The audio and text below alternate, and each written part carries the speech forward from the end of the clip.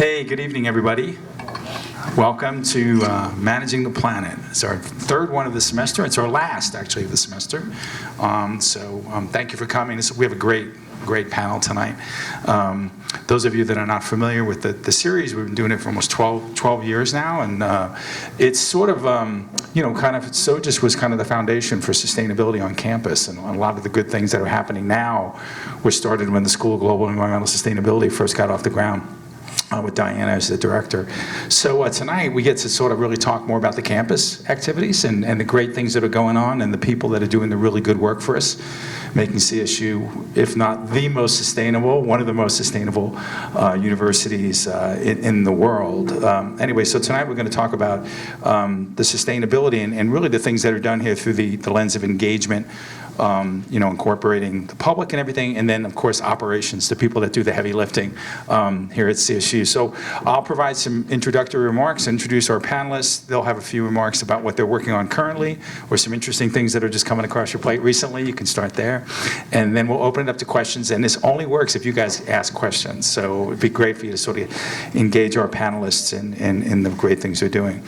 So first I'll introduce Stacey Baumgarn, who's the Campus Energy Coordinator at CSU, where he's responsible for energy, water, and resource conservation and education and outreach. And he works with the university stakeholders, faculty, staff, and students on almost everything sustainability related on campus that's under the facilities management umbrella. So Stacey, good to see you. You're the first time you're on a panel, right? Yeah, I think so. Yeah, you come to every one of them, but you're the first time on the panel. Welcome.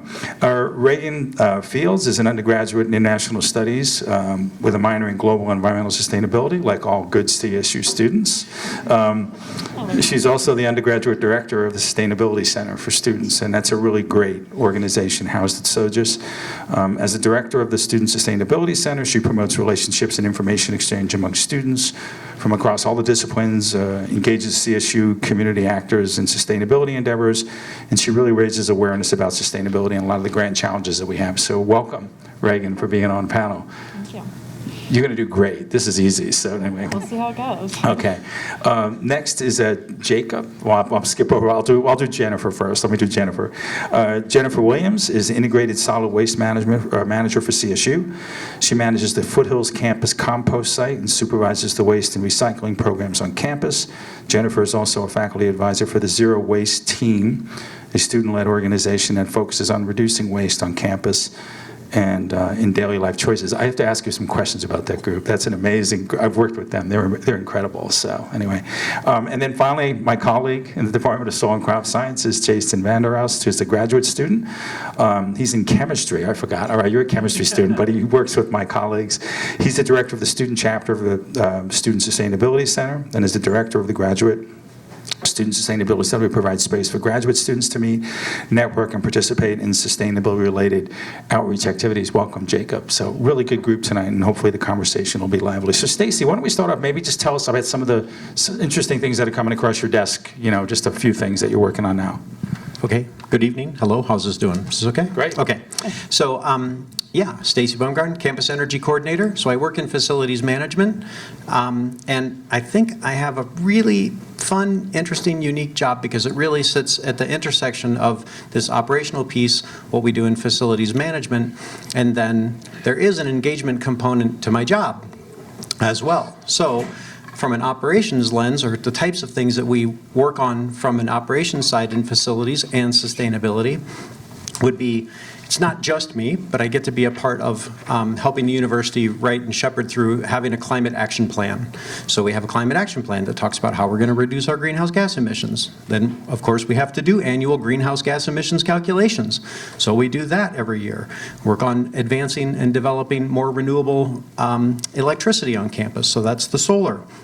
I do a lot of reporting, so maybe that's to building energy performance. There's a local ordinance for reporting building energy performance, as well as a state ordinance, and the university has buildings in Denver that fall under a Denver ordinance. So I get to do some of that work. But I'll stop with that operations stuff. There's a lot more, but I mentioned a quick few engagement things. Sure. Like I run a program called CSU Green. I used to have a program called Sustainability 101 at CSU. Right? This was my way of trying to create a peer-to-peer educators network, because I'm one person, and you may or may not know, there's about 7,500 employees at CSU, depending upon how you count them. So even just through the engagement lens of employees, I can't talk to everybody as much as I would like to. So through a peer-to-peer educators program like CSU Green, it's like a train the trainer. So I try to recruit folks across campus. I train the trainer and then let them try to talk and communicate about sustainability to folks within their department. And also, I'll just mention one more thing real quick, and that's green labs. So if you look at energy and water use on campus, the majority of energy and water use on campus is probably flowing through one of our laboratories, right? We're a research-intensive university, and research tends to be energy and water intensive. And so we've started a Green Labs program. There's a Green Labs Ambassadors program. There's probably about 60 folks on campus that have earned their Green Lab Ambassador. We have Green Lab certification. And then there's also just a way that I do some outreach is with providing some incentive to researchers around purchasing energy efficient equipment. Anyway, there's all kinds of fun things going on. So let's talk. Great. Reaghan, maybe just something with the Student Sustainability Center. All right, hi everybody, I'm Reaghan Fields, obviously director of the undergraduate chapter of the Student Sustainability Center. I kind of wanted to talk about my background a little bit because I think it leads a lot into how I run things at the Student Sustainability Center. So I come from a very rural community and a very religious household, which is awesome, but we were not exposed to climate change and didn't take any courses, didn't get any background in anything sustainability or climate change specific. So once I got to CSU, I knew that I wanted to get involved. I knew I wanted to do something with my time here and join an organization called Defend Our Future. Defend Our Future is a nationwide organization funded by the Environmental Defense Fund that works to uplifting young voices to climate justice. During my time there as an ambassador, I learned so much information and learned all these different levels to sustainability and climate change, and was lobbying to representatives about, I don't know, the Inflation Reduction Act and talking at these hearings for methane emissions. And through my work there, I was introduced to the Student Sustainability Center, which is where I work now, obviously. And I wanted to create a space for students from all different backgrounds and all different education levels to come and learn about sustainability and have a space where they can start projects or get involved or whatever that looks like, because students' lives are busy. So that's my main job here.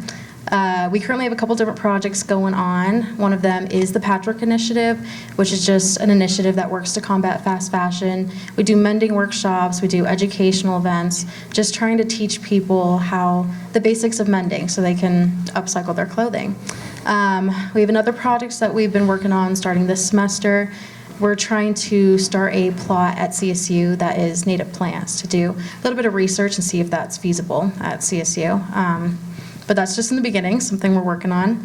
Another big one that we've been working on is our climate grief and resiliency workshops.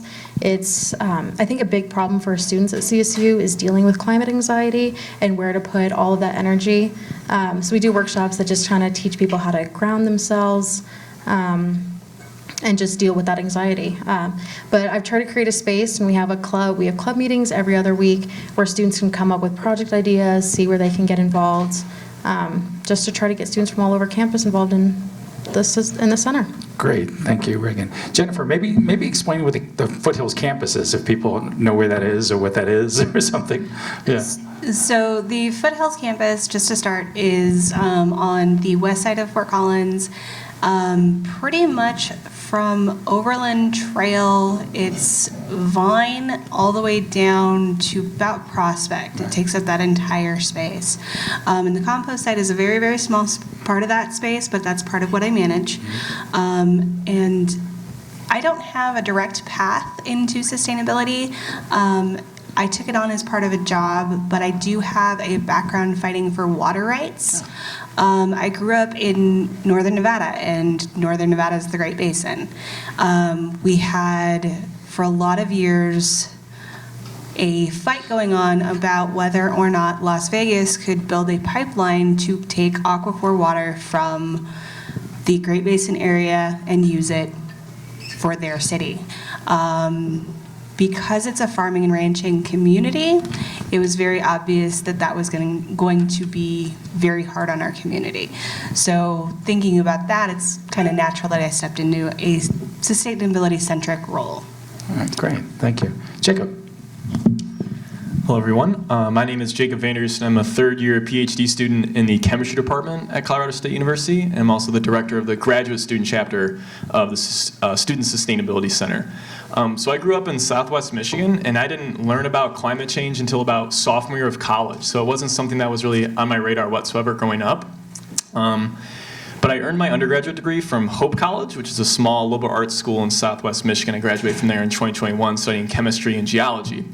And during my sophomore year of college, I attended a Geological Society of America conference, and that was the first instance in which I heard about the ramifications and consequences of climate change. So that's when it became very important to me that I wanted to work on sustainability in some capacity. So as a result, I joined and became the president of Hope Advocates for Sustainability, which is our student organization on campus that sought to make our campus more sustainable and more eco-friendly. And so after I graduated from college, I wanted to combine this interest in chemistry as well as my passion for sustainability, and that led me to enrolling in the chemistry department at Colorado State University, where I currently study the effects that wildfires have on soil quality, looking at how wildfires change soil organic matter and microbes in soils. And my advisor is Dr. Thomas Bork. But at the same time, I also started the graduate student chapter of the Student Sustainability Center. I wanted to start something that any graduate student, whether they're a master's student, PhD student, or even postdoc, could join, regardless of where they're at in their education as a graduate student. And so we conduct sustainable educational outreach, whether it is speaking to high schoolers about our research, talking to CSU undergrads about what it's like to study sustainability in graduate school. We also help to organize climate summits for high schoolers, in which hundreds of high schoolers came to CSU and learned about climate change.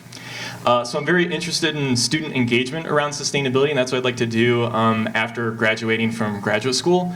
So for example, in September, I gave a keynote address and led workshops at a sustainability conference for undergrads, helping them develop their own community action plans to make their schools more sustainable.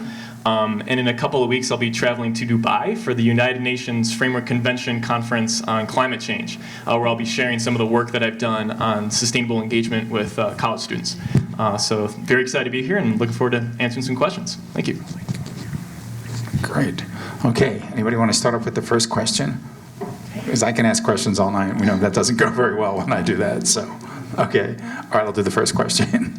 Anyway, so Stacey, so what do you see as this sort of like, I guess in terms of the knowledge gaps, if you think of the community, like are there just areas in the community that you just think are, that there are just these sort of knowledge gaps about the sustainability activities or the types of things we're trying to do as a campus community?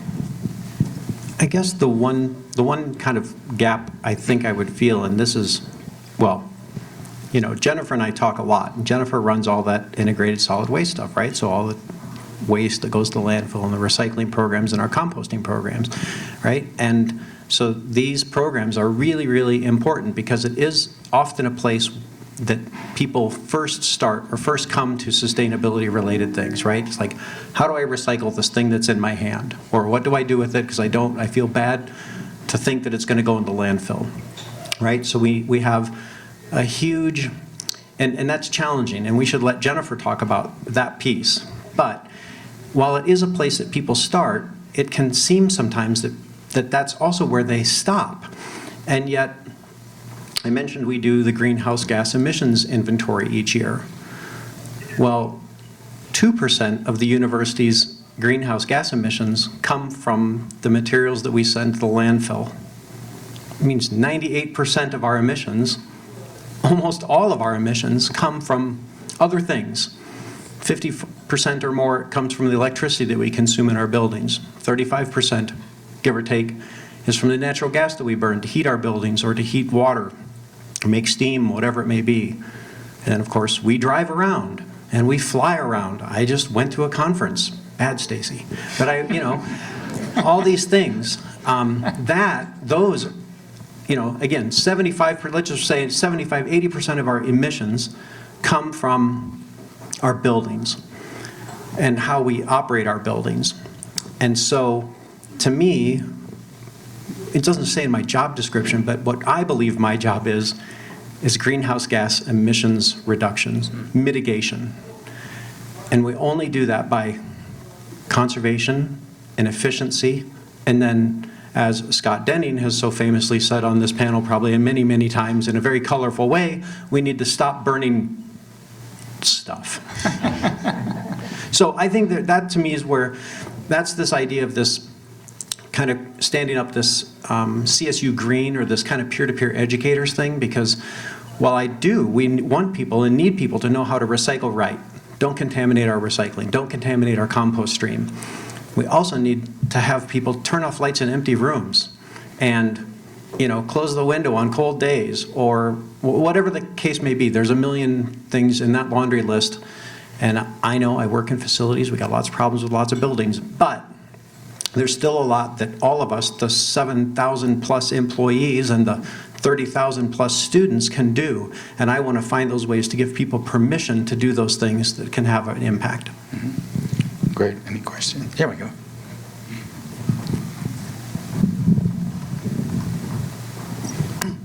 Thank you. I've got a lot of questions, so I won't monopolize this for now, but my first one, I guess, is for Jennifer. If you wouldn't mind, I'm very interested in what the university does around composting food waste, and talk about I think you have a digester on campus or on the grounds, but if you could walk through the process of how food is separated after it's thrown away, what students know about, so that food actually gets diverted to the composting system. But just kind of walk through that and where that goes and what happens when it gets to the digester. I'm really curious about that. Sure. So a good bulk of the inputs that go to the compost site are food waste from dining halls. The ratio that we use is about 3-to-1. So 3 pounds of animal bedding, manure, basically carbon inputs go to 1 pound of nitrogen inputs, which would be that food waste. So because we don't have enough paper towels on campus, we use that hay and manure. Most of the separation actually happens behind the scenes at the dining halls. Most of the dining halls, I believe, I only know about 3 of them, have a conveyor system where students put their dishes, essentially. Once they're done, they put them on the conveyor, they rotate to the back of the house, where the back of the house actually sorts them out. So thankfully, the dining staff is very well aware of what we can take and what we can't. The places that it gets a little bit tricky are the compost bins that students have access to outside of all of the residence halls. That's probably where we see the biggest contamination that we have. But those all get emptied into a side load recycle, or a converted recycle truck that we use for compost inputs, taken to the site, and then about 1 to 2% of the inputs actually go into the digester that is Oscar. A lot of you may know that name. We're actually looking at replacing it. He's getting kind of old and tired. But the rest of it goes into windrow composting. And I think, do you remember the numbers I sent you last time you asked? 800 tons? Yes, 800 tons last year is what we composted, I believe. And so, if I'm doing my math right, about 200 to 300 tons of that would be food waste from those dining halls. And, excuse me, so where do you then just use all the compost within the university system, or do you actually sell the compost to the public? Both. So usually I get a phone call in the springtime for any new projects that the grounds crew is working on, and they'll ask me if I have some compost that I can give them. A lot of the compost that's generated by Oscar gets given away at our compost giveaway that we do during Earth Week, and then a good majority of it is sold at the surplus, the CSU surplus store. We're actually hopefully about ready to start selling with Jack's outdoor stores.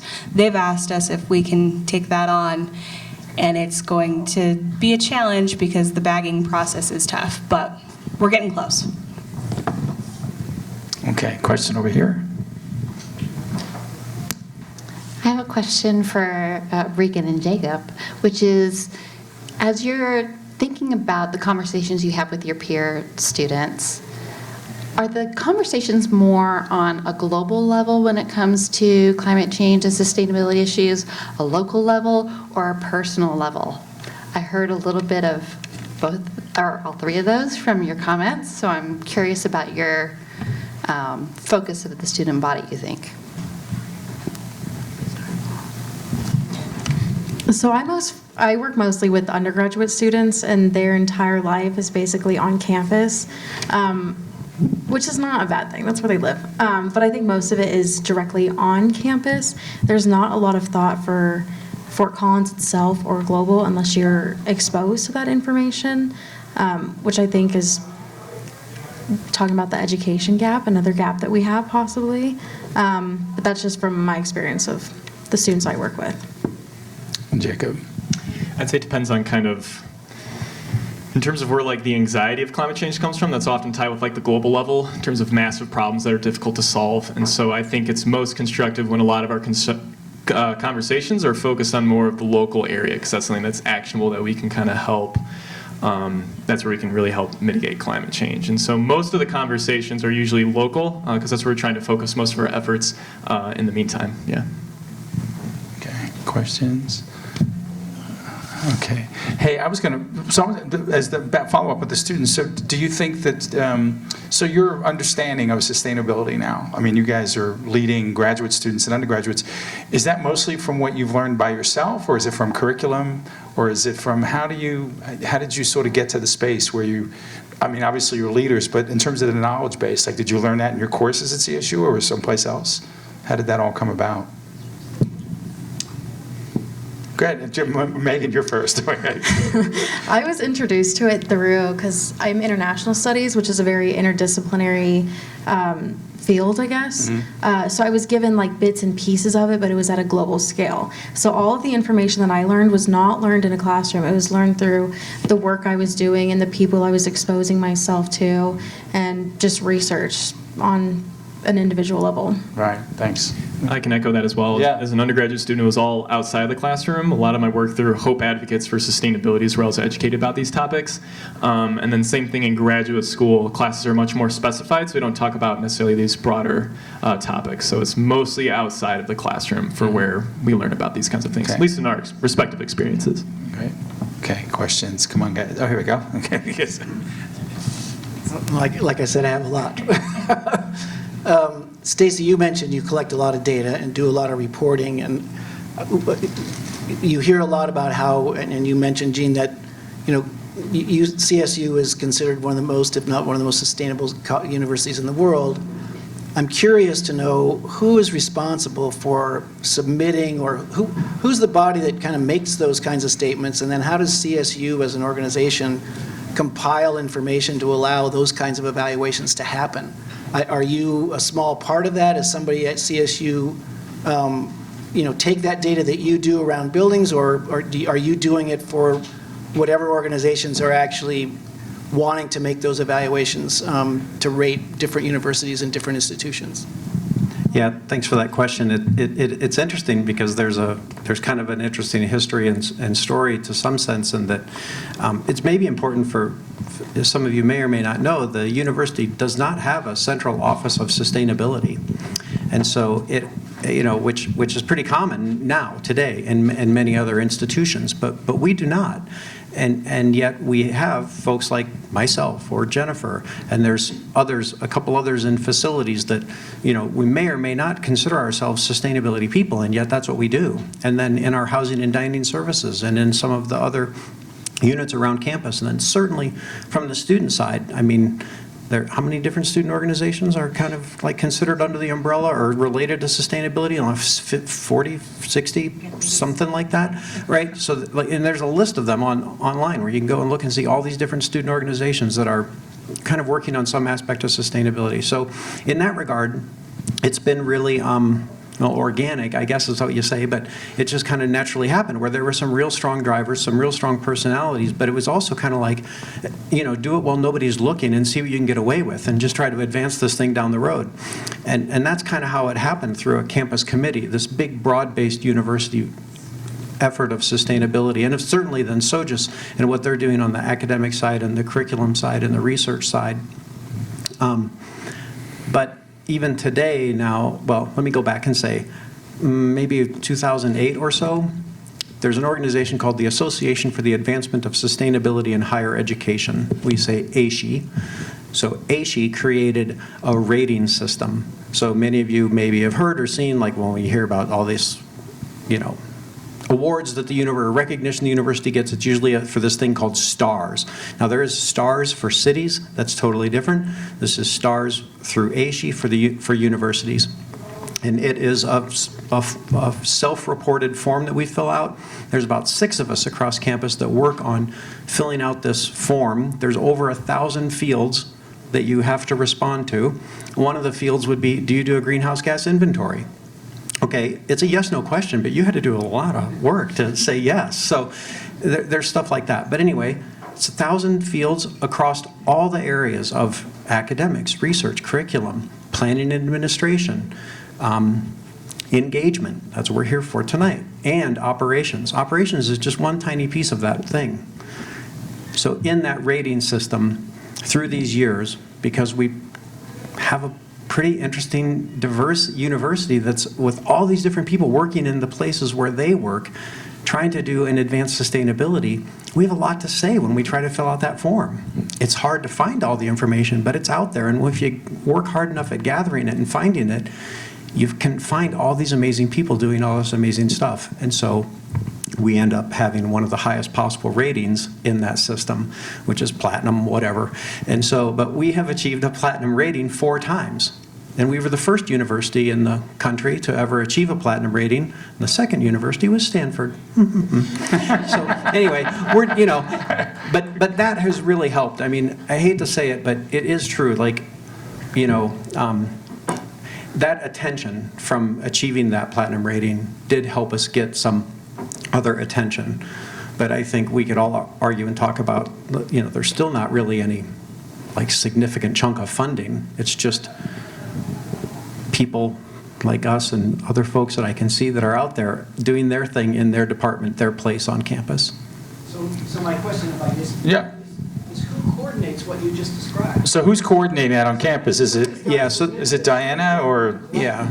So we have this campus committee that I referred to essentially is called the President's Sustainability Commission. So it does have a charge of the Office of the President, and that commission then has representation from all the departments, academic and all of the other, kind of units around campus. So it's a committee, if you will, of about 60 people on paper. Within that, there's a core team, and within that as well, there's a kind of different, but there's a STARS team, and so that's that kind of 4 to 6 people that I talked about that do the bulk of the data collecting. We're not exactly necessarily the ones doing all the work. Sometimes we're involved, but there's about 6 people. We divvy up all those credits, all those 1,000 questions, and I get my list, and I got a lot of filling out to do. Question over here. Yes, thank you for being here. I can't say how happy it is to be here to hear from you about things that are happening on campus, because we've been hearing about these over the years through these panels, the things that have been happening at the research level that people have been doing, and the great minds that work on this campus. But you're involved in the actual kind of where the rubber meets the road stuff, which is really cool. And I have an interest in transportation because that was my career, CDOT, basically various things. And I know that transportation, that sector is, I believe it's still probably the highest percentage overall of greenhouse gas emissions, if I'm not mistaken. Stacey, correct me if I'm wrong, overall. I think it depends on the lens of which you're looking at it. Like I think in Yeah. our community inventory, it is probably the largest sector, or among the largest sectors, about 30% in a community inventory. Exactly.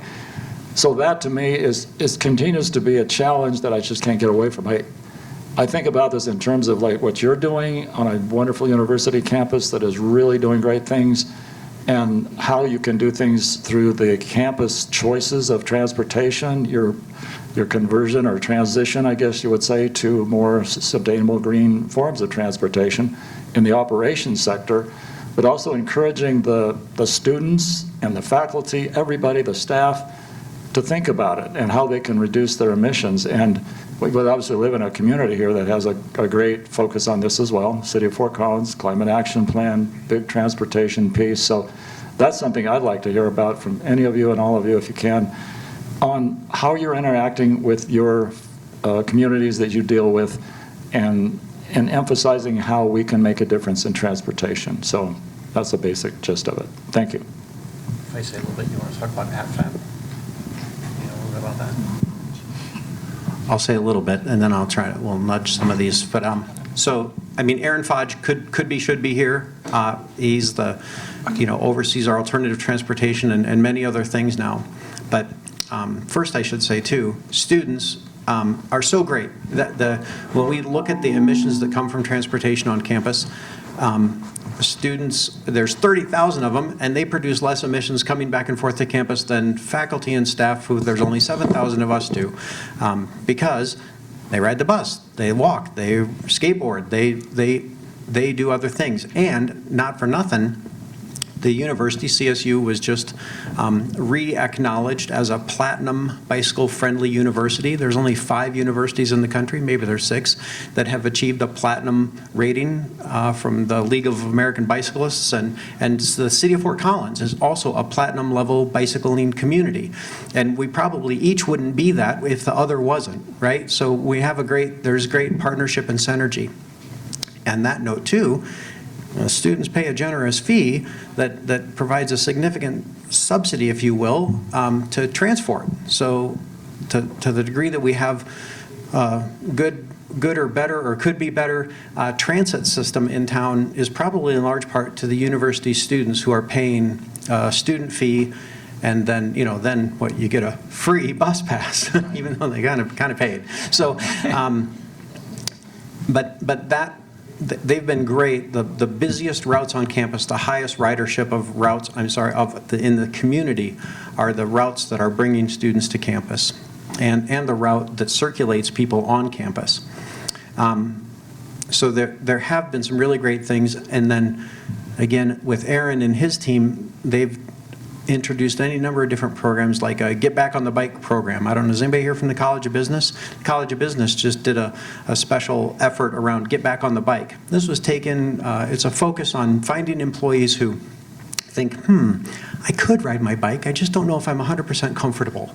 And so it's kind of like trying to get people back on the bike. And so it gives people a helmet, it gives people whatever they need to encourage them to maybe one day a week, maybe one day a month or 2 days a month or something, but just to try to reintroduce themselves to practice and learn how to get to campus through some way other than driving a single occupancy vehicle.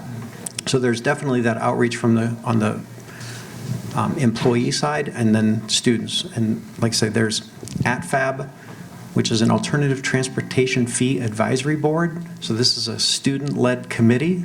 Again, it's a separate fee that students pay, but with that, some of those dollars, students get to decide how those student fee dollars are invested on projects on campus that enable and create that enable the behavior we want to see. So if you haven't been on campus in a while and you come through and you see that there's more separated bicycle and pedestrian trails and sidewalks, that's often been with financing that's come from this student fee and ATFAB. And there's also been some CDOT dollar, some grants that Aaron's team has gone after to try to improve that infrastructure. So we've intentionally tried to push cars away from the core of campus. And again, you're just trying to create the environment that you want to see. And hopefully then people practice those sustainability behaviors, maybe without even knowing that they're making a sustainability practice, just because all of a sudden it's the easiest thing to do. And that's when I love it most. Okay. Jacob. Yeah, and like CSU has like a bike shop right on campus where you can go to repair your bike and have maintenance, which is really convenient. And additionally, they recommend that you register your bike, which costs $10, and they give you a free bike lock and lights put on your bike so you can travel more safely at night too. So there's many incentives for students to transport themselves in a more sustainable manner. Okay, great. Hey, I'm Colleen, and I'm here with a crew from the vet school.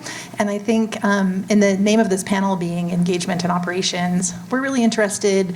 We're one of the big entities on campus that brings community members locally, statewide, nationally into our hospitals, which I think provides a unique opportunity to showcase some of CSU's efforts to the public who are coming into our spaces. So I guess my question is kind of twofold. Number one, do you all see that as an opportunity? And if so, what could we do better? And then the flip side is I think we often struggle with how to leverage that opportunity for this unique community engagement to try to build support for some of the initiatives we're interested in, like Jennifer, waste. Everyone freaks out about waste at the vet school. So I'd be really interested in, especially those of you that have worked in engagement, about how you see that we might be able to leverage that unique sort of position on campus. Thanks, great question. I have a small piece of the puzzle on that one. So you mentioned that the VTH, the vet teaching hospital, is always concerned about waste, and that is, I don't know, unfortunately, how many times I've been asked, like, hey, can we compost a little bit of the hay and manure that comes out of the VTH? And I would love to say yes, I always would. But of course we have concerns with some of the animals that are being treated and whether or not that hay and manure coming out of there would still be considered organic material that we can use in composting. As far as the engagement piece, I have found the easiest way for me to maintain, and I don't know if the echo is coming from us. Okay. I don't know if, but the way that we approach it, or that I try to approach it, is just that kind of slow progression of, hey, like, this is the right thing to do. Stacey and I were talking about this earlier, is sometimes you just get people who are resistant to kind of approaching new ideas, but as long as you make it the easiest thing possible for them to do, it's much more likely that they're going to embrace it. Sorry, I can clarify engagement like with clients, like the public is literally. Here you go. Yeah. Sorry, I meant to clarify that for engagement, just that public facing, like how we as the institution could engage with our clients. So regarding that sustainability piece? Yeah, like efforts we're doing on campus, how can we talk about that with our clients? Do you have anything that comes to mind? Who's the target audience for the clients that you're? Is this for general community members? Is this for like high schoolers? Like who are you targeting? Because that kind of helps how you tailor your message and strategy. So I mean, we run a hospital, right? So people come in every day. How many people come in? Lots of people come in with all types of animals. And so this is like a really unique opportunity to showcase, like, here at CSU, these are things we do, and it's kind of message about sustainability. So, I mean, it's a little bit, obviously it's very niche, but it's sort of a public-facing entity that doesn't exist in other colleges or other departments, then that we have that public engagement that comes in every day.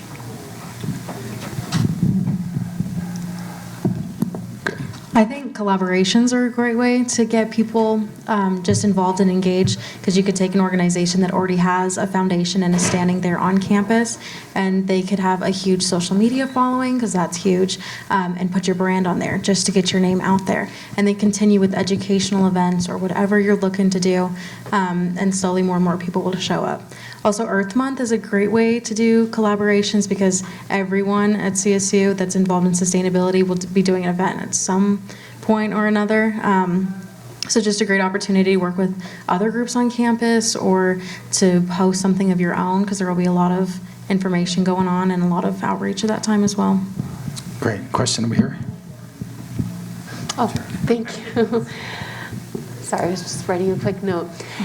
Stacey, you had mentioned earlier that there's no central office of sustainability, which I would imagine in our university, where we have multiple campuses, South Campus, Foothills Campus, Main Campus, Mountain Campus, that there might be a lack of cohesiveness amongst those. So I was wondering if you could speak to that, what challenges you have faced with sustainability efforts amongst the campuses, but then also what successes and then what next steps are required to to form that cohesiveness that may or may not be required.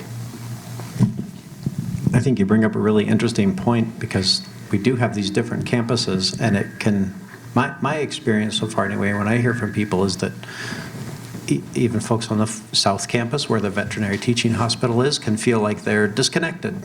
And certainly Foothills campus feels really disconnected, or people out there feel that they're really disconnected.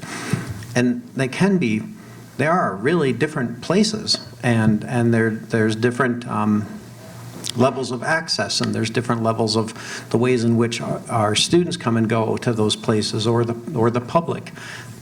So the main campus is pretty unique in its way, but so is the South Campus and the Foothills campus, and so they kind of have these really unique situations and contexts. And so, like, I don't know, I've often struggled, like, maybe sometimes I worry that my impact isn't as big as it could be, but I also catch myself by thinking, like, it can be so compelling to try to design a program, like, here's a program in a box, and you just take the box and you apply it where you are. And yet the context can be so different. And I mean, how many times you get on the phone with somebody, they go, first thing they say is like, well, our situation is really unique here. Yeah, it is. You're right. It is everywhere. And so, I mean, Jennifer, we just struggles with it all the time too, I'm sure, right? Like, in this case, we do. There is, like, these are the rules of recycling in northern Colorado, and these are the rules of composting within the university's system. And yet, so many other things are just really, they will take a unique approach. And so I would say, I mean, I'm going to call these guys out too. I mean, this, down at the Vet Teaching Hospital and within the College of CVMBS, College of Veterinary Medicine, Biomedical, did I say it all? Science. Thank you. They have a green team, and the green team has kind of got some blessing, if you will, from the dean. And the College of Business has a green team, and they have a blessing from their dean. And when these teams within a college or within a department get themselves together, you are the best ones you're best positioned to identify those unique set challenges and situations, and then put it back to us and say, hey, how can you help us facilities? How can you help us, Jennifer? How can you help us students? And like, figure out how we can take either something that might exist on main campus or create something that's totally unique for you. Right. Well, we have the vet diagnostic lab out at the Western Campus, and that's actually a really good example of how leadership got together, because it's a pretty big power hog, the lab, and now they're using the crops to grow agrivoltaics, and that's going to help power the vet hospital. So it really is sort of like a team effort, if everybody gets together and puts their heads together. But anyway, questions? I have a question first. So Jennifer, I was going to ask you a question about this composting stuff. We all work in sustainability to some level, and I work in the food systems and stuff. And I was wondering, is there anything on campus about waste at the other side of things, like portion sizes, and do we have anything like that at CSU, like when in the dormitories or at the student center? I mean, they load your burrito up, it's like the size of your arm, I mean, so is there anything like that going on where there's a mindfulness or a consciousness about the portions and things like that at that end of the food system? Not that I've heard. Unfortunately, I can think of two people who I would love to ask that question to right now. Mary and Kirsty would love to. But trayless dining. Trayless dining was a big piece. You know about that? No, I don't. Yeah. So I will let you talk about that then. Yeah. Well, just so real quick, the best thing that Housing and Dining has done, those are the folks that run the residence halls and have the dining centers on campus, and this probably happened 10 years ago or more. They switched to trayless dining, right? You think about it's, these buffet type things, usually you'd get your tray and then you just walk around and load it up. Well, you had a ton of food waste. And so by taking away the tray, you can still walk around and get a plate, load it up, go get another plate, load it up, that can still happen. But just out the gate, just by taking away the tray, by doing waste audits, plate waste audits in the dining centers, we reduced food waste by 30%, just right off the top. So it's huge from a waste reduction standpoint, and it's super significant from a cost standpoint, right? And you're trying to control costs. So, Jacob. Yeah, Hope College did the same exact thing a couple of years ago. It helps decrease water, consumption as well through just the lack of, cleaning of all those trays. Something that some of my friends who are still at Hope College are trying to do is where all the food waste for certain days goes in just a huge clear container, and they put that in the middle of the dining halls, which is incredibly gross, but it's a very strong visual of how much food could potentially be wasted. So that would be more of an extreme aggressive strategy, but it could be a pretty strong deterrent from producing food waste too. Yeah, okay, comment back here. Yeah, Okay. the pandemic may have interrupted this, but it used to be the case, and I think I anticipate it'll come back, that where dining always does a plate waste audit in the fall, and then they do it again in the spring. And interestingly, it's just interesting to know that plate waste is always lower by the spring semester. And I think there's a couple of things. I want to hope that there's some education that happens around the impact of your food waste. And there's also just maybe by then people learn what they like and what they don't like. But It could be the guilt thing, right? You guilt yeah, into it, yeah. right? And Guilt is good, so maybe. That actually touches on a question I had about the pandemic and a lot of the measures that, many businesses and universities took to try to increase sanitation or sterility, that's the wrong word. But I'm wondering how you guys have seen that impact waste on campus, and if you feel like there's still a lot of those practices that are in place that could slowly be phased out. I mean, I go to the food hall, it is like a food hall, and I get the to-go containers, and I see a lot of people using them when they're still eating there, and I'm just curious if you think that there's any COVID policies that could be phased out to reduce waste. So let me ease your mind on the to-go containers. Even if those do not get composted, they are biodegradable. So thankfully there's that piece.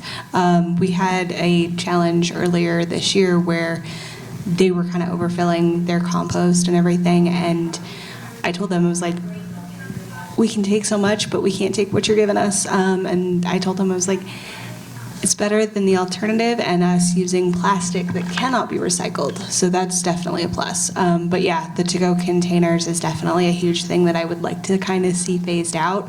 But it's hard. A lot of students got used to that convenience. Yeah, question back here. Well, I want to ask Reagan and Jacob real quick if they've heard or if you know or have a sense about that, because I just came back from this national conference for sustainability, right? And yet what we heard is that a lot of dining centers on campuses are switching to a grab-and-go model, which I'm just like, really? Anyway, that's going to create a huge amount of waste. And in one sense, too, I have this small concern or thought of like, okay, well, maybe I have my compostable container, but when you leave the dining center, the ease of finding a compost container, a place to put that on campus, on the rest of campus is, well, they're less common. The dining halls are set up for that, to collect that material. If we switch, or if the trend moves more towards grab and go, we're going to have more food waste and more waste, period, probably. And that's, I don't know how to think about. They're doing that at DIA, DIA is over there, right? They have all those little machines they have all over the restaurants and more. Do you guys have a feeling about what that students want? That I can't answer that directly just because COVID measures were starting to go away just as I graduated from Hope College and got here right as we were coming out of it. So I don't know what the full transition looks like. But I do think beyond just kind of pragmatic food waste, there's a lot of behavioral changes that still linger after COVID, I think, from the student population. We're just kind of now getting back into the swing of things where we're, participating more on campus. Because that was something that we really struggled with the few semesters out of COVID, was just everyone's not used to interacting with people anymore. So we had a lot of problem with student engagement after that, was a big linger from COVID that I'm hoping we're steadily getting out of. John. Hi, John Anderson. After 27 years of composting, Jennifer, I'd love to talk to you after this. What's more valuable, waste or resources? We're going to change that word. I've never heard waste used so much in this. It's called waste, but it isn't. It's all resources, and it makes it much more valuable if we use that word as a resource for you, for the planet. So I guess that's more of a statement, but I'd still like to talk to you after. Definitely. But I do think I understand what you are saying in that. Unfortunately, there are things that no matter what we do, it is almost always going to be a waste product. We just haven't figured out a way to use that. I'm putting that on you two to figure out, by the way. I'm not smart enough for that to figure out the way end use of those waste products. Question over here. As a community activist, I've had the pleasure of working with most of you up there on the panel, so it's really awesome to see you all up there on the panel. But Stacey, you mentioned your job is more getting people to do things that are kind of boring, like flipping off light switches, not leaving the water on, like that we've been harked on for our whole lives. And maybe some of the other people are trying to do that too. How do you get those things to be, we're all here because we care, so we'll do these things if you tell us to do them. But how do we get those things to be cool? So like people who just like have never really thought about like 2 seconds of water is a huge deal when it adds up to like every day of brushing our teeth or something like that. Little things, that their actions really add up over years and years and days. How do we make it cool? Like we're gonna be going home some of us are gonna be going home for like Thanksgiving and Christmas, and we know there's a lot of unsustainable things within those holidays. So how do we make like little things be cool? I know how I did it for myself, but how do you guys do it? Okay, some cool ideas. Okay, so personal story. We went to Idaho not long ago to visit some family, and I had an absolute shock when I went to go throw away a plastic water bottle, and there was no recycling bin available. In Caldwell, Idaho, where we work, curbside recycling was not a thing. And I went, wait, what? Because I've been in Fort Collins for about 10 years, and I've gotten so used to it just being available. The fact that I was even drinking out of a plastic water bottle to begin with was a little weird, but Caldwell has some water issues that kind of make it, you gotta. Speaking to the coolness of it, I cannot express how much the student organization, specifically the Zero Waste team that I work with personally, has done to, I believe, bridge that gap. People get excited to see them for football games or the president's address or Ram Welcome, and I know that even those quick conversations that happen at those events have an impact, and they are appreciated for what they do. Anybody else? Here we go, okay. Kind of expanding off on what you just had brought up, and Stacey said earlier that in terms of greenhouse gas emissions, waste is only 2% of our university's emissions, what's getting sent to the landfill, yet it is such a focus. And even in this conversation, Mr. Anderson, you just said you never heard waste so much be talked about so much. So I think of waste as kind of like that gateway drug to sustainability, because that's where people really focus on and they want to see action in. How can we transition that message to, yes, waste matters, but other things matter more, and what behaviors should we message towards to have the biggest impact? I got asked about 10 days ago, I was asked a while back. Anyway, about 10 days ago, I gave this presentation to the registrar's office, right? I guess they have a monthly meeting, whatever. I got to go to the registrar's office meeting of like 60 or 70 employees. I didn't know that many people existed there. Anyway, but their topic, what they wanted to talk about was recycling right. So, boy, did we have fun. It was really fun. It was really great. And because they had fun and because they felt, informed now and they knew what to do, then they said, was there anything else we can do? Like, this was fun. What else can we do? So somehow we did. We used the inroad. We used the topic that they were most interested in.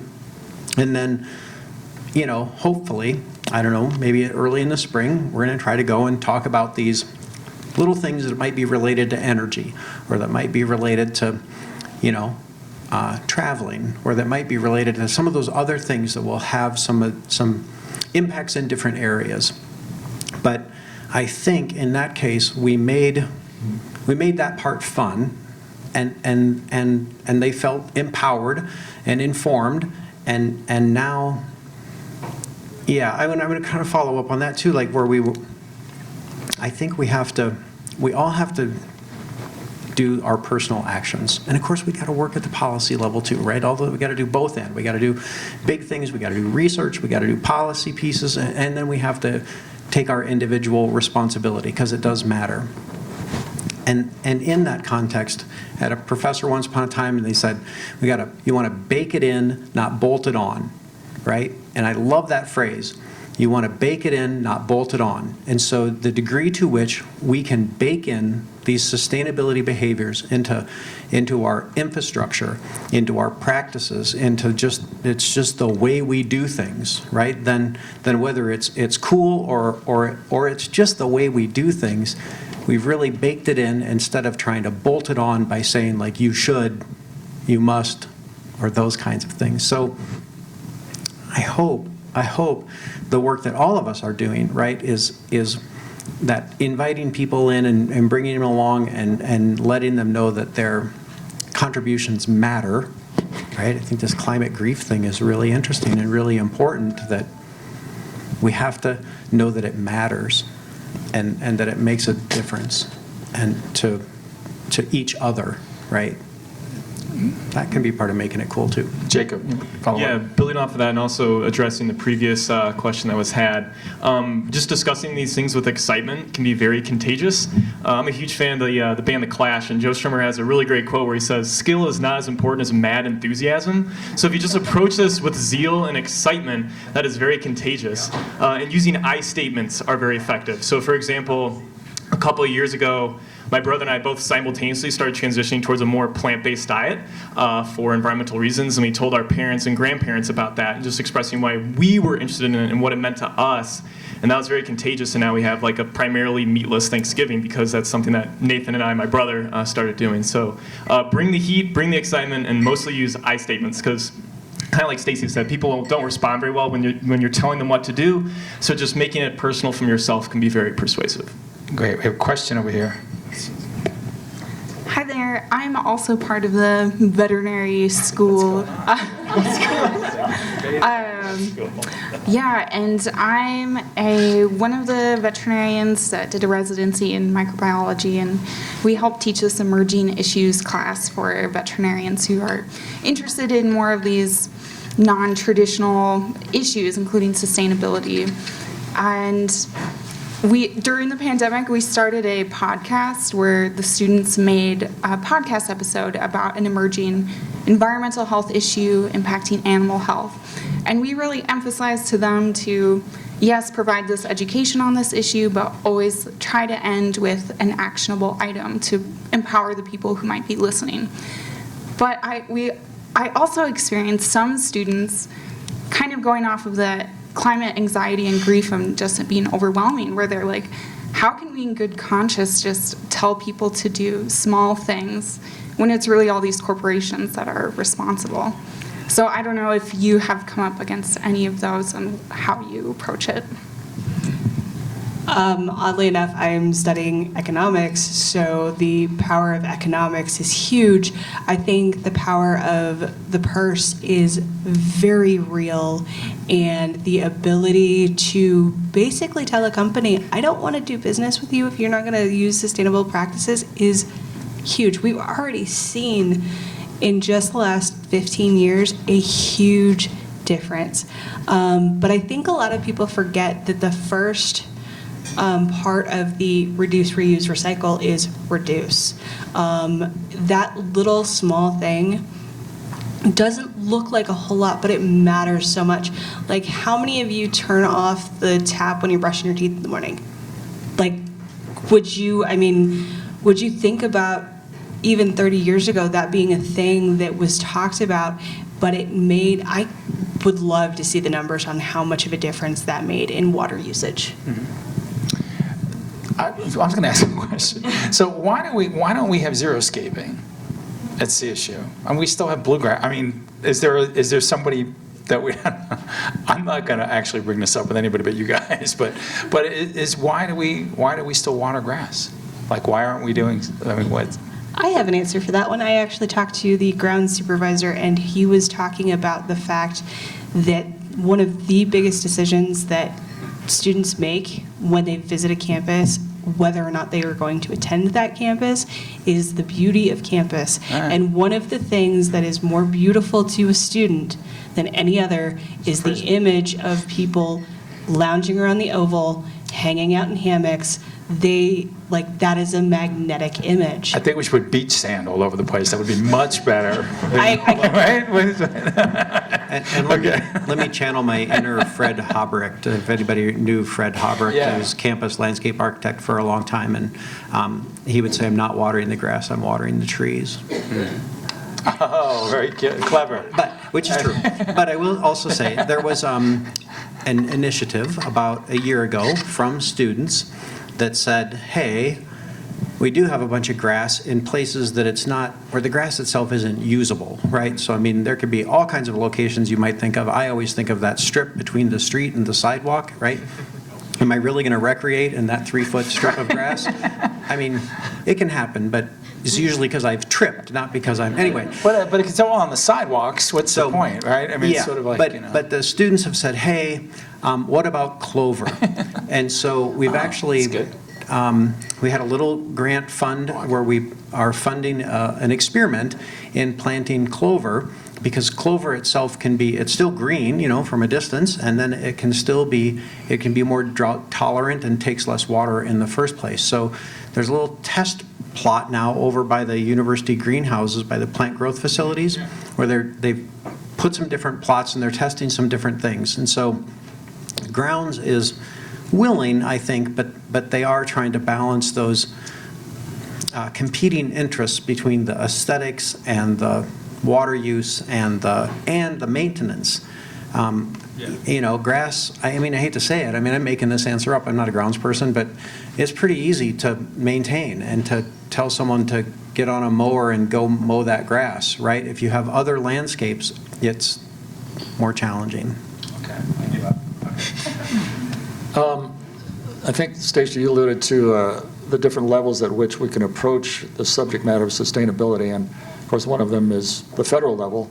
There was a massive piece of legislation passed called the Inflation Reduction Act, and it, I guess, pretty much is the biggest thing that's happened in that arena at the federal level ever. And I'm wondering, is there any that you can see filtering down to your levels here at CSU on campus, at least through a knowledge basis or actual implementation of and using funds from that act? Is that a thing? If there's any campus accountants in the room, that would be really helpful.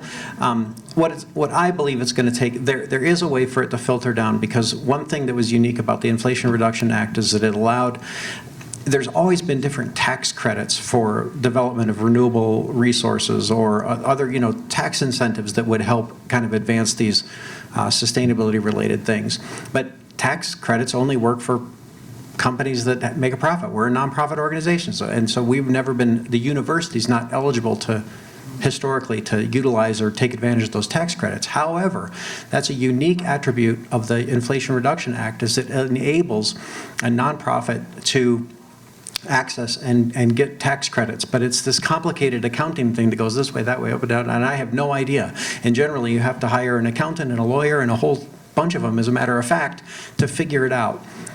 But there are dollars available, and we have some significant infrastructure projects and some building improvement projects that we would love, that would take, I mean, we're talking hundreds of millions of dollars, right, of need to implement these projects and advance, the sustainability of those buildings and reducing our energy consumption and cleaning up the type of energy that we use. But we need the accountants and the lawyers to come and say, hey, we heard that we can take advantage of these tax credits in this manner. Hey, facilities, you guys got any ideas?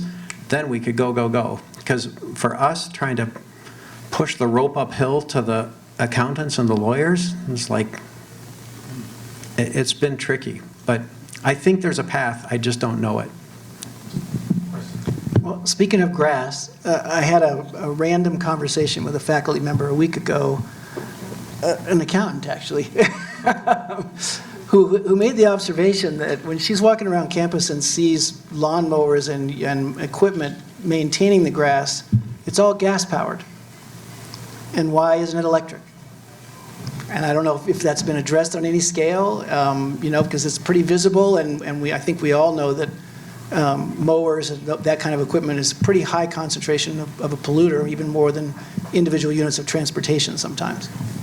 There was just an allocation of, I think it's of some state funds or some funds from, I'm not sure, it's state dollars, but that is some grant money that's out there to try to enable kind of people who have fleets of lawn equipment, gas-powered lawn equipment, and I know our grounds folks are looking at that, because there is a lot of equipment that could be electrified, and then some of the larger piece of equipment will be a little bit more challenging. I don't know how many mowers we own, but it's a significant investment to flip that fleet, if you will, but it's being talked about, and they need it to, of course, they believe that it needs to meet this certain criteria, but I think the technology of battery-powered, electrified lawn care equipment has come a long ways recently, too, so I know we're looking at it. Jennifer?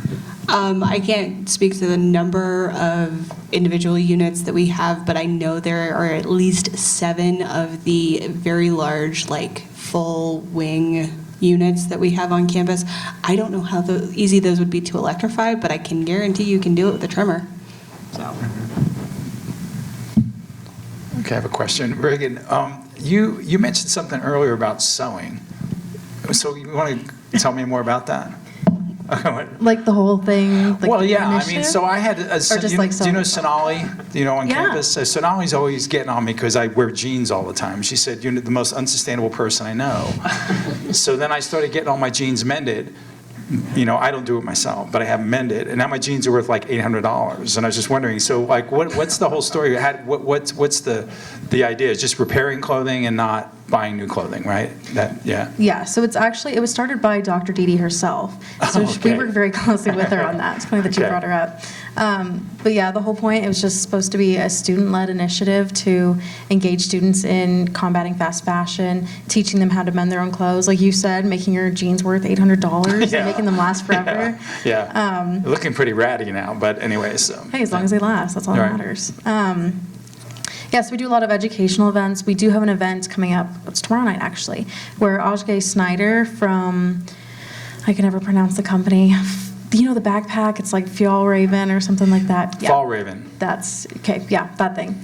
She's coming and she's gonna do an educational event where it's hands-on sewing for outer wear clothing, so winter clothes, all this kind of stuff. She's gonna teach us skills on how to make our clothes last longer. So it's just educating, getting the students involved. We're working with CSU right now to start upcycling caps and gowns as well, so trying to stop, because that's a huge contributor to fast fashion as well. Just student-led, trying to do what we can do. Okay, excellent. Jacob, you got it. Are those things open to the public, Reaghan? Can people join that, or is that mostly for CSU students? No, so anyone is welcome to join. The events are open to everybody. There is an Instagram page. It's called the Patchwork Initiative. But yeah, it's open to anyone in the community. It has just started off as students, and it's a really small group right now, but we're trying to expand and grow. So yeah, anyone's welcome to come and learn. Okay, Kristen over here. I had a quick question earlier I think Stacey was talking about how your talk about recycling went really well and it was very fun and empowering and led to further discussion or future further discussion. I was wondering what about the event was fun and so empowering for everyone there, and what kind of tactics you guys used that allowed everyone to have the experience that they did. It might have been just this rare moment where I became a stand-up comedian, and I don't know what happened, but it was the best presentation I've ever given in my life. So I'm not real sure what happened, but it was just really fun.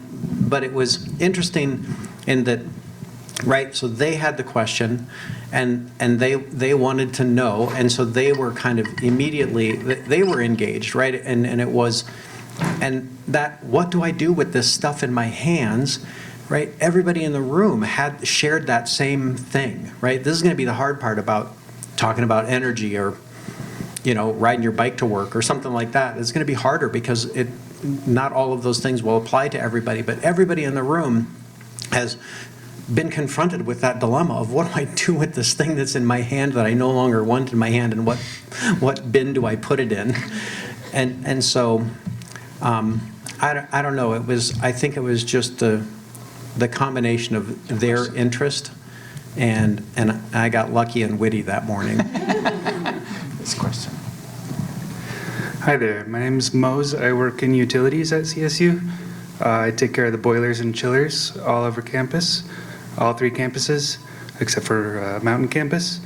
I'm looking at the 2022 Climate Action Plan, and they break it down metric tons of CO2 emissions, solid waste 900 metric tons, fleet vehicles 3,000, and then we go to electricity and natural gas. That's 138,000 metric tons in 1 year, and it's highlighted retro commissioning and deep energy retrofits of buildings that we already have. And so, Stacey, I'm wondering if you have any projects in mind or plans that you know of for energy efficiency upgrades in that realm. Yeah, hey, thanks for your work. So the university has just around 13 million gross square feet of buildings. I don't know how to help folks understand what that is, except if you had to vacuum it, it would be a lot. And we've got one of everything, right? So we got a football stadium, we've got art museums, we've got research labs, we've got swimming pools. I mean, we got one of everything. And you've been able to be in a lot of interesting, unique spaces too, in the role you have. So retro commissioning is the idea of, okay, if you own a car, or if you've ever known people that own a car, periodically people take their cars to get an oil change, right? And you get your tires rotated, or you do these kind of maintenance things with your car. Buildings need the same thing. Buildings get out of tune, right? And so you need to tune up the building. And in some cases, we have building automation systems, that's kind of smart buildings and computer programming that can set the temperature and move the air in the rooms. And not every building is smart. Some are, some aren't. As you know, we got one of everything or a bunch of that could use some love. But anyway, with retro commissioning, we need to do that really periodically. You should really retro commission your building every five years, maybe certainly every 10 years. Well, we don't have the employees. We don't have enough employees to do that work. So we know it needs to be done. You're the things that are probably on your to-do list, you can't do them practically in your lifetime. I mean, right? And then there will be more next month. So, but we need to be on a more regular cycle of tuning up our buildings and keeping them running as efficiently as they can, given what they are.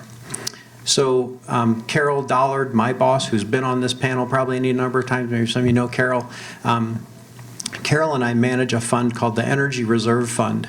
It's $1 million that we get each year to do energy efficiency upgrades. And $1 million sounds like a ton of money. And it isn't a lot of money, except when you think we try to do lighting retrofits, we try to do these building retro commissioning projects, we try to do water conservation projects.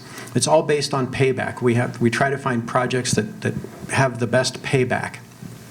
But that said, we've been trying to do a lighting retrofit in the library. Think about the Morgan Library on campus, right? It's open almost 20 hours a day. I mean, it's a highly utilized building. So to improve the lighting efficiency of that building should be good. Well, it's been costing us almost $300,000 per floor to do the lighting retrofit in the library. So the library, it's going to be almost $1 million just to do the lighting in one building. And let's see, what's the Morgan Library? 300,000 square feet? I said we had 13 million. We got a long ways to go.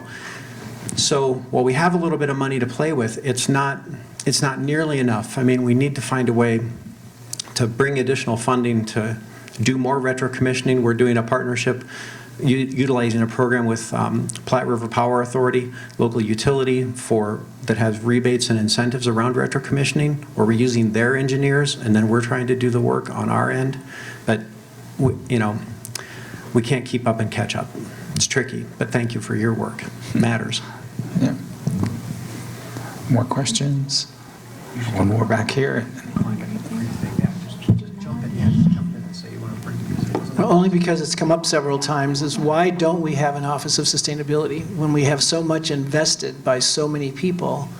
Is there any effort at all to create that office and staff it so that somebody could be coordinating a lot of these efforts in a way that's a little more cohesive and everybody feels like they're part of one focused unit?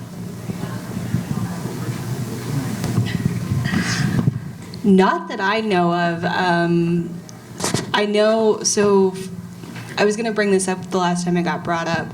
One of the wins, I believe, about the fact that we don't have that central office is it forces a community that otherwise wouldn't exist. When I first took my position, I had to figure out, who do I talk to about all of this stuff? And then I met Stacey, and Stacey has every answer ever. I'm mostly joking, but there are so many people who are just willing to, oh, I know who you need to talk to about that, or this person is who you need to reach out to. And that community is so prevalent on campus that I think we almost forget that we don't have it. We don't have that central office. Do you have some thoughts, Jacob? What would a central office do anyway? I mean, you know what I mean? Like, so it seems, I think you're right. I think it's got to be more grassroots and people coming up with innovative ways to do things. Yeah, I mean, it might be a controversial opinion. I don't know. Like, in my opinion, I used to always want one. I used to think that's what we need. That's how we'll get attention. And yet, I mean, now I've kind of come full circle in my own thinking anyway, and I think, again, you go to a conference and you talk to other people and that have offices of sustainability. And I even heard somebody say this the other day. They're like, well, that thing, that problem, that initiative, that's the Office of Sustainability. And the personal responsibility that Jennifer just mentioned gets left behind, right? I mean, I don't know. I don't want to pick on diversity, equity, inclusion, and justice work, right? But I mean, it can possibly be said now that sometimes we'll say, oh, the Office of, they're leading that initiative. Well, that absolves me of my personal responsibility in some ways to say, what am I going to do? How am I going to get involved? What can I contribute to this? There is some coordinating, high-level coordinating, sometimes communicating, sometimes fundraising, whatever that may be, that could be useful. But I think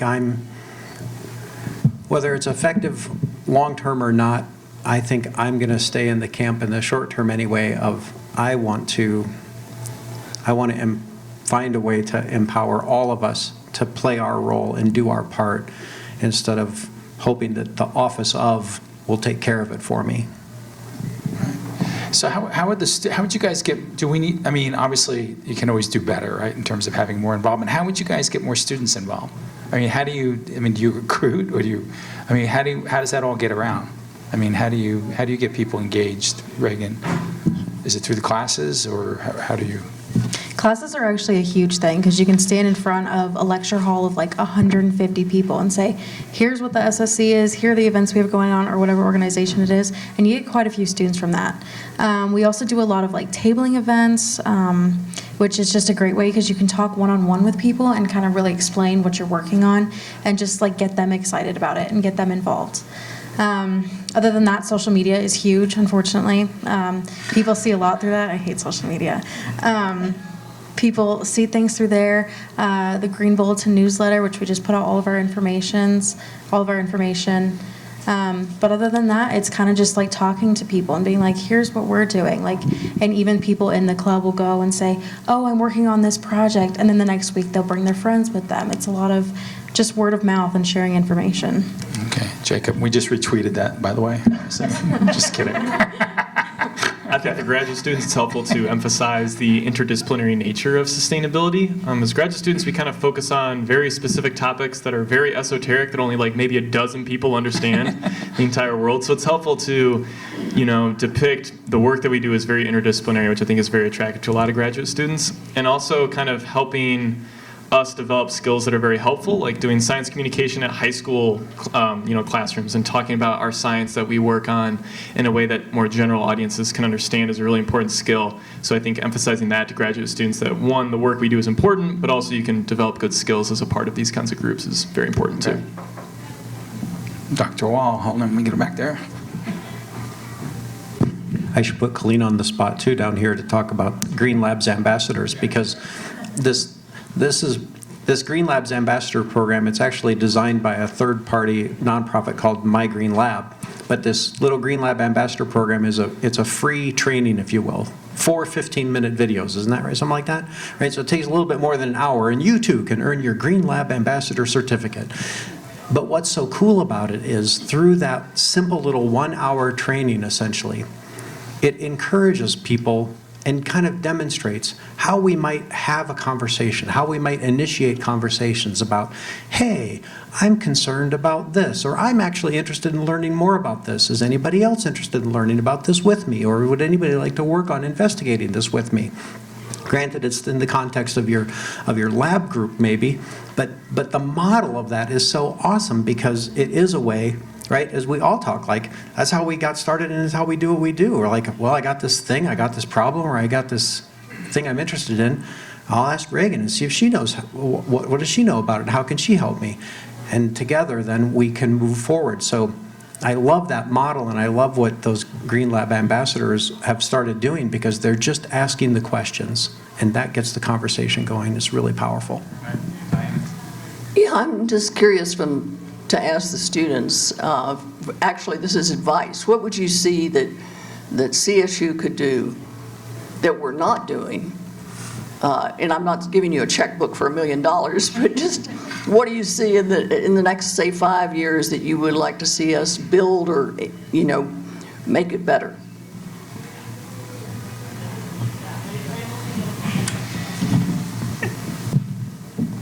Not to blow smoke up the ass of CSU, you guys are doing a lot of good work compared to other institutions. But I think that at least from a graduate student perspective, because SO just puts on the Sustainability Leadership Fellows, which helps graduate students learn how to communicate well with what they're researching. So I think offering more resources like that for communication is key. I think that's something that graduate students would be very interested in seeing. And then also, this is a little redundant to say, but engaging with the community is really important, as you guys do, like right here with the Managing the Planet series. I feel like maybe having more opportunities for graduate students to engage with the broader community. We have like the Graduate Student Showcase, in which we present our research that anyone is invited to come to. But more opportunities like that, I feel like would be very advantageous, at least from the graduate student population, for sure. Jacob, I have a question for you. You're graduating soon, right? I mean, you're going to be, so Define soon. We'll see how that dissertation goes. But anyway, by the way, but so what about like, kind of like the sort of the other end of things? Like, how do students get, the job thing? Like, you go to these places, everybody's got a sustainability officer, Nike and all these companies you were talking about. I'm just wondering, is that the kind of thing students is there a need for that on campus for people to sort of be able to engage industry in terms of, you need a sustainability officer, that kind of thing? What do you think about that? Is that asking for what do, yeah, like, so what other services that the university will provide in terms of sustainability, in terms of not necessarily an office of sustainability, but just experts that could get people connected to industry and all that kind of stuff. Just curious, who would you go to? Like If I were, I would definitely leverage my connections with the professors that I know, I feel like is the first immediate step. Okay. That'd be interesting to see if the Career Center at CSU could maybe incorporate something more specific for sustainability for graduate students. Yeah. But I'd have to do more chewing on that because I'm not at that stage just yet. Yeah, okay. Ask me in 2 years and I'll be chomping at the bit to answer that question. Reaghan, what about you? What about what are you going to do? Like, what is your thing in terms of you're going to hand the baton off to somebody at some point, right? What would you like to see in terms of improving the sustainability student engagement? I think a big part of it is undergraduate students feel like a disconnect from like faculty and the adults on campus, I guess. It would be great to see more students involved in like project decision making and all these things that are going on at CSU that some of us don't even know is happening.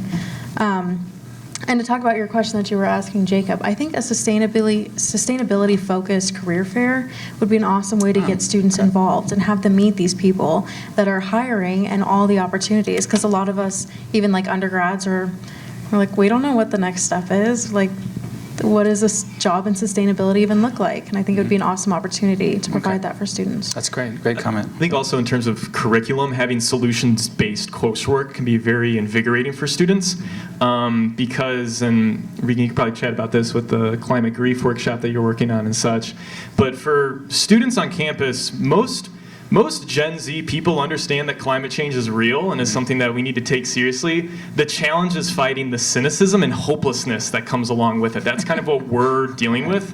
And so promoting this kind of sense of hope and optimism through the coursework itself could probably be very helpful for students getting excited in this type of work. Great. All right. One more question. Or two more questions. Okay. Sorry.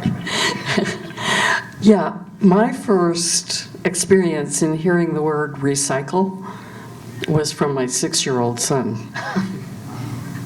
So I'm wondering if you have, or if you, perhaps you are, are you working with early child development? My son was a student. It was his first school experience at the community school in Aspen back in the 70s. And he came home, and I just, normal behavior in the kitchen, I threw a tin can in the trash. And he said, "No, Mom, you can't do that." So, as I'm sure many people in this room have experienced, the 6-year-old was the teacher, I was the student. And it was a good thing. And so I'm wondering if SOJUS has any relationship with early child development on campus to get started a little earlier. Anybody want to? Is it a yes or no? I mean, do you know? In my experience, that's something that I've worked with the Poudre School District, primarily with high school audiences, talking about sustainability and the work that we do. But I've yet to consider even like younger ages than that, just to get that on their radar. So I have no personal experience with that, but it could be something that could be very, very interesting to try to work on in the future for sure. Because I feel like that's where, I mean, what you say, his 6-year-old son already knew how to recycle. Like, that's awesome. So I feel like that could be a lot of good work doing there that at least I haven't focused on just yet. Yeah, I'm curious about incoming undergrads. I know, you've spoken about climate grief, but I'm wondering if there's anything that's spoken about like in orientation that can get students kind of jazzed about what they can do both on a personal level and like at the university, and how they can get involved in different organizations. So we've been dealing with orientation for a long time now.